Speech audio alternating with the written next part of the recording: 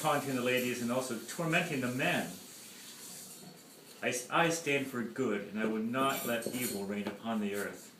So I plan to rob from his wealth. Secretly, of course, I would give all the money I stole back to the poor. Now one day, King Henry came prancing up to me, like some nieces I know, saying that Britain would soon dominate yet again over France.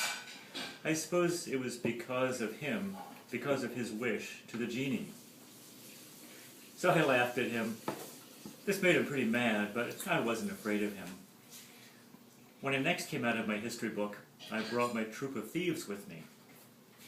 Now King Henry was unarmed, and he quivered on the spot when he saw me leading my thieves towards him. I could see he wanted to duck into his own book, but we blocked his escape route.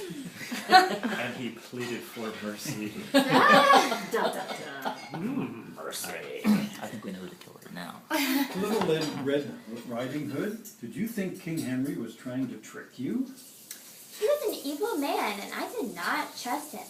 I don't know why he wanted to borrow my cape, but I thought it was for some sort of trick he had in mind. If he found me in the library, I always told him I wanted to be alone.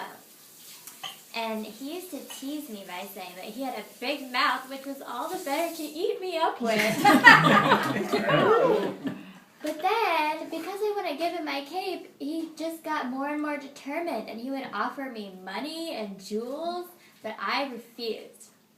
And I said that he shouldn't be offering such a young girl as myself so much riches. But he said he always got what he wanted. Oh no! And when I asked him why he wanted the Red Riding Hood, he avoided answering my question. He was such a secretive man.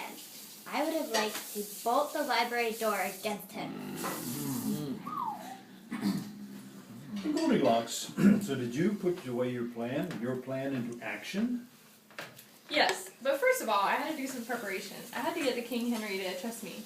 To do that, I apologized for the whoopee cushion, and I told him I would never sit in his chair again. The king was so happy with me, he said that when I got older, he might marry me.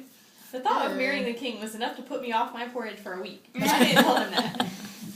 The king then took to telling me all his problems and to chatting to me for hours on end. I decided I would have to put the rest of my plan into action soon, otherwise he would drive me mad. I don't like sharing my library shelf with too many other books, so from time to time I chuck all the ones I don't like off the shelf.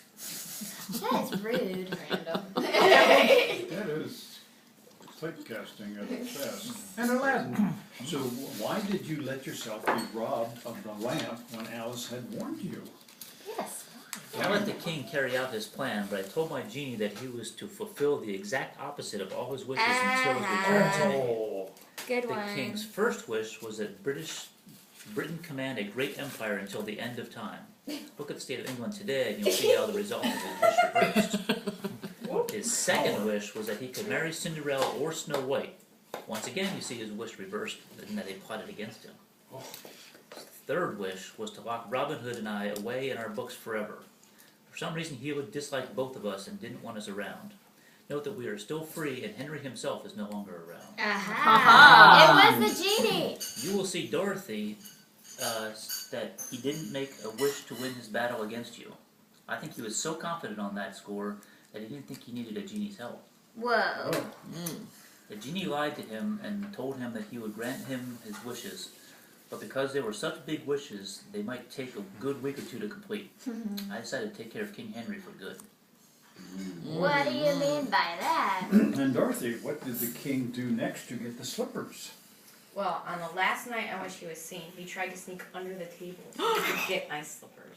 But he was so fat that he found it hard to move. He became wedged between the table and the chair. And then he let out a groan, and I knew he was there.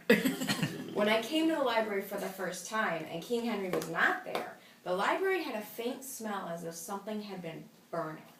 What? The king was always clutching after your glass slippers as well, wasn't he, Cinderella? Yes. To the point. Yes. What many of you don't realize is although we characters still have some of our usual powers when we're in the library, we don't have the same fullness of magic powers as we do in our books. I knew that if we simply locked him up or hurt him, he would re-emerge from his book the next night. We book characters are almost immortal. We come alive again each time someone reads our story. I've heard, from what I've heard here, being a wise detective, is that I know that they are almost immortal, but it sounds like some of them are almost immoral too. Wanting, but we'll go on with That's so that. bright. Do we have any more clues right now, Sherlock? No ma'am, we're good. Okay, then I think we're on to something sweet for dessert. Little Red Riding Hood, do you have something for us too?